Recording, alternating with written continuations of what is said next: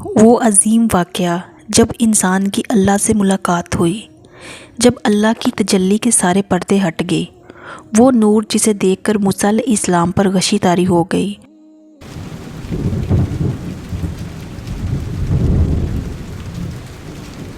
وہ کون سا مقام تھا جہاں اس کائنات کے مالک کا ظہور ہوا تھا؟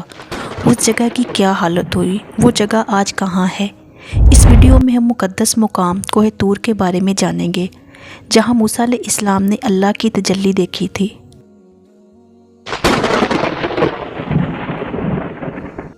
جب موسیٰ علیہ السلام کو مصر سے جلا وطن کیا گیا تو آپ مدائن پہنچے، جہاں آپ نے حضرت شعیب علیہ السلام کی بیٹی سفورہ سے نکاح کر لیا اور وہیں بس گئے۔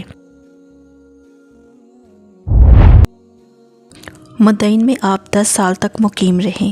اس کے بعد موسیٰ علیہ السلام کو اپنے والدین اور لوگوں کی یاد شدت سے پریشان کرنے لگی، لہٰذا آپ نے مصر جانے کا ارادہ کیا۔ آپ نے سفر باندھا۔ اس سفر میں آپ کے اہل خانہ بھی آپ کے ساتھ تھے۔ مدائن سے مصر کا سفر ایک لمبا سفر تھا اور راستہ بھی خنقی اور بیابانوں سے بھرا تھا۔ سفر کی ایک تاریک رات تھی، ہوا میں خنک تھی اور موسم سرد تھا۔ آپ علیہ السلام کوہ طور کی جانب بڑھ رہے تھے۔ طور اس راستے میں واقع تھا جو مدائن سے مصر کی طرف جاتا ہے۔ جب آپ طور کے پہاڑ کے قریب پہنچے تو راستے سے بھٹک گئے۔ آگ کا بھی کوئی انتظام نہ تھا، ساتھ ہی آپ کے گھر والے، غلام اور بکریاں تھیں۔ سردی بڑھتی ہی جا رہی تھی، لہٰذا اس سرد رات میں ہواؤں سے محفوظ رہنے کے لیے آپ نے ایک جگہ پڑاؤ ڈالا۔ وہاں آپ نے پتھروں کو رگڑ کر آگ جلانے کی کوشش کی مگر ناکام ہو گئے، کیونکہ سردی کی شدت اور ہواؤں کا بہت زور تھا، اس لیے آگ نہیں جل رہی تھی۔ حضرت موسیٰ علیہ السلام کی اہلیہ سفورہ بھی امید سے تھی۔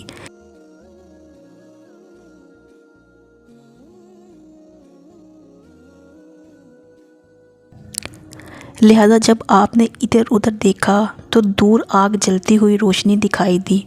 اس روشنی کو دیکھ کر موسیٰ علیہ السلام کو لگا کہ شاید وہاں کوئی اور مسافر موجود ہے جس نے آگ جلا رکھی ہے، شاید اس سے مدد مل سکے یا ہمیں وہ راستہ ہی بتا دے۔ لہذا آپ نے اپنے اہل خانہ سے کہا کہ ٹھہرو، میں نے آگ دیکھی ہے، شاید میں وہاں سے کوئی خبر لے آؤں یا اس آگ سے کوئی انگارہ ہی اٹھا لاؤں جس سے تم تاپ سکو۔ حضرت موسیٰ علیہ السلام آگ کی طرف چل دیے۔ راستہ نہایت ہی پتھریلا اور نشیب و فراز والا تھا۔ آپ نے اسے پار کیا اور غار نما جگہ کی طرف بڑھے جہاں سے روشنی آ رہی تھی۔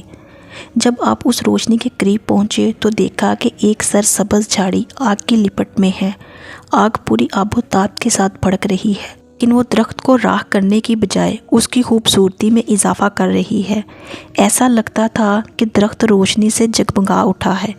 آگ کے شعلے بھڑک رہے تھے مگر درخت کی کوئی شاخ بھی نہیں جلی تھی، اور نہ کوئی پتا، نہ کوئی دھواں اٹھ رہا تھا اور نہ ہی تپش۔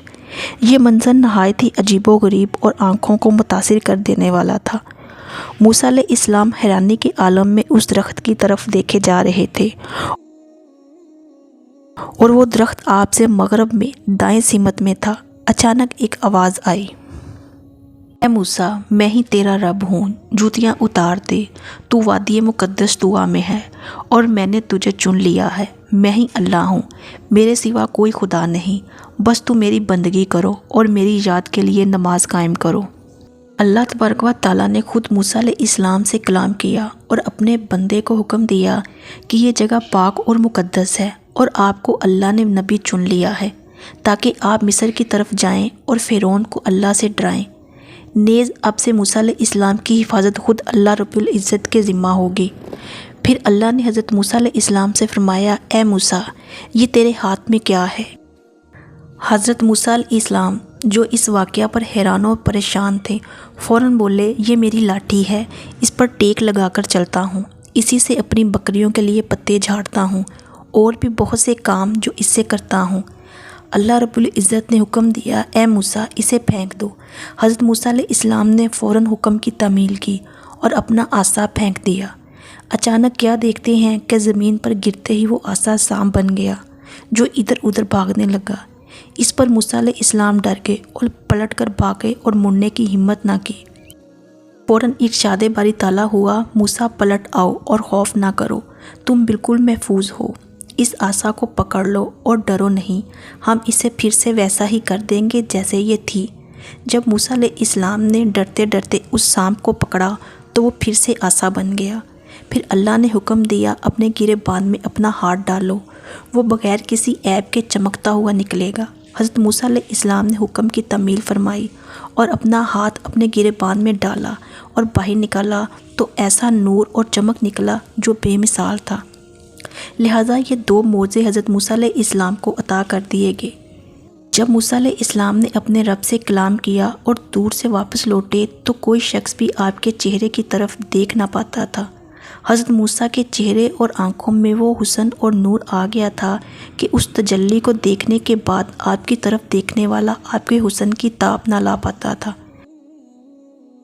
अगर हज़रत मूसा की आंखों में आंखें मिला लेते तो उस शख्स पर हैबत तारी हो जाती। कोहे तूर से वापस आने के बाद आप मिस्र की तरफ रवाना हुए। मूसा अलैहिस्सलाम को इस कायनात के रब से कलाम करने की सादत पर कलीमुल्लाह कहा जाता है। मिस्र की वादी में मौजूद कोहे तूर वो पहाड़ है जिसे जिबले मूसा भी कहते हैं। अल्लाह की तजल्ली को इस पहाड़ की चट्टानें बर्दाश्त ना कर सकी और छोटे छोटे टुकड़ों में टूट गई। अल्लाह की तजल्ली की वजह से ये पहाड़ आज बिल्कुल बेआब हो गया है। पहाड़ पर किसी किस्म की कोई पेड़ पौधे नहीं उगते, ना ही यहाँ कोई पानी मौजूद है। ये पहाड़ दुनिया का वाहिद पहाड़ है जो रोज़ 2 मुख्तलिफ दर्जा हरारत तब्दील करता है। सुबह के वक्त ये नहायत ही गर्म होता है और रात के वक्त बिल्कुल ठंडा।